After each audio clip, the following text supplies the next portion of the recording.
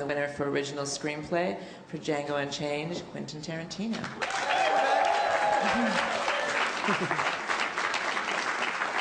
Okay, I'm going to try and call some numbers. We're going to start with 63 and go to 35. Cool. We're getting him a mic. Thanks, Charlie. Hi, Mr. Tarantino. Over here. So, Oh. hi. Robin this side from the Sun Times, India. First of all, congratulations for your award, Thank you. Peace out situation over there, but, do you really consider there is any bone in a human body? It's just flesh and blood. Say that one more time.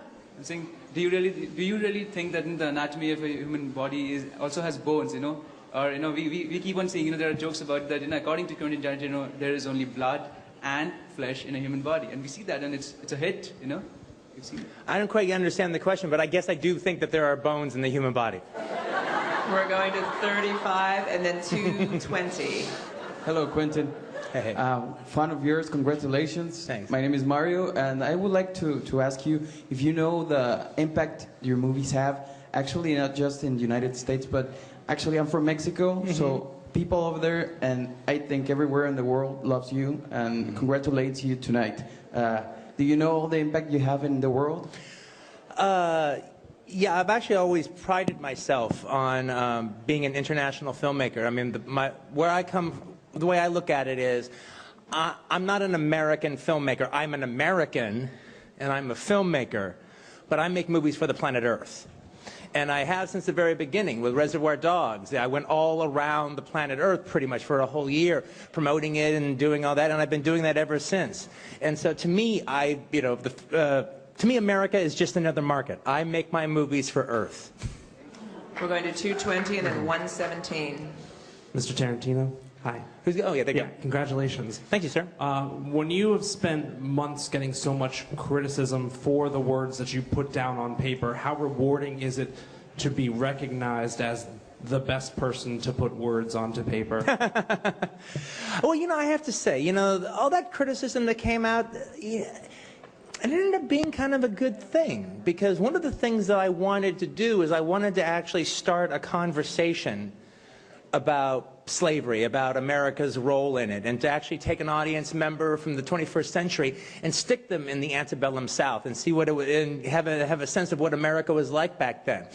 And so even the people that have criticized the movie, and a lot of people don't like it, and I can understand that, a lot of people do like it, and they've been kind of going back and forth. And that back and forth is really what I really wanted for the end of the day of this movie, and I hope that actually even continues for the next few years. We're going to 117 and then 99. Hi, over here. On your left. Sorry, hi. I thought you 117. There you go. So, your movie was such a success at the box office, as were a lot of the Best Picture nominees this year. Do you think that the financial success of these films is going to impact how studios think about making adult-oriented, serious-minded fare?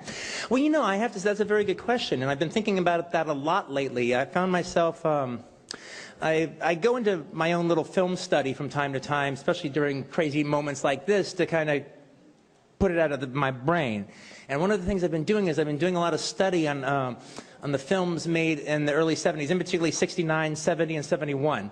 And that was the beginning, starting in 67, that was the beginning of what they called New Hollywood. And I have to say, I wasn't thinking about us. I was just doing that study for my own edification.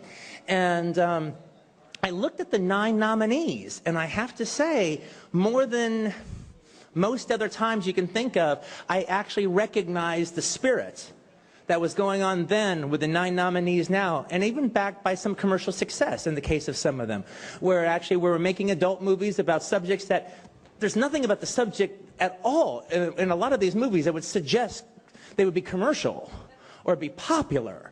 And then they have been. And I actually think an adult audience is kind of rising up. I mean, the fact that we're actually not making every movie for teenagers is kind of a cool thing, especially now that I'm not a teenager anymore. We're going to 99 and then down here to 40. Yeah, hi there, Quentin, over here.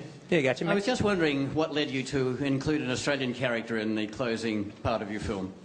Yeah, well, the whole idea, though, was the fact that I cut it out, but the whole idea was the fact that they were kind of Australian indentured servants for the LaQuinticky Mining Company. And what I cut out was this moment where my character was there, and Django says, so you work for the LaQuinticky Mining Company, don't you? Yeah. He goes, well, I know how much I'm getting paid. How much are you getting paid? Like, for instance, how much are you getting paid for the day? He goes, yeah, well, Black, you don't work like that, you know. LaQuinticky pay for my passage from Australia to here. And then I'll get paid, and I send a little back home for the family, and that's how it works. I'll pay them back for the boat trip. And they go, well, how long have you been working for LaQuinticky? About 3 years. 3 years? And you ain't paying them back yet? You know? Shit, Piggerwood, you a slave too. You just got bought for the price of a boat ride. At least they didn't charge us for the boat ride. That kind of explained it. But movie's fucking long, so I got rid of it. All right. We're down here with 40, and then we're going to end with 14. 40, there you go, Hi, 40. my name is Cherie Washington. Hey, Cherie. I'm with We Connected Productions in South Carolina. And I know that you filmed in Louisiana, and with their talks of being possibly a sequel to Django Unchained, would you consider coming to South Carolina to film? Oh, wow. Yeah, South Carolina is a really, really lovely place. I have to say, Louisiana, particularly in this instance, helped us out because, it's supposed to take place in Mississippi, and Louisiana and Mississippi look a whole lot alike. And they actually had better, the plantations were actually kept in better shape in Louisiana than they were in Mississippi. So that's why we went down there and shot. I could very well consider it. I'd have to write the script, though. That's the trick. Once I write the script, then I know what I'm going to need, but I will always keep South Carolina in mind. I'm really sorry, but we have to actually wrap this up because we have some other... Yeah, you got some big names back there, man. So, I think congratulations. I think this guy named Thank you Ben very Affleck much. out here wants to come out and say hello to y'all. Thanks, mate.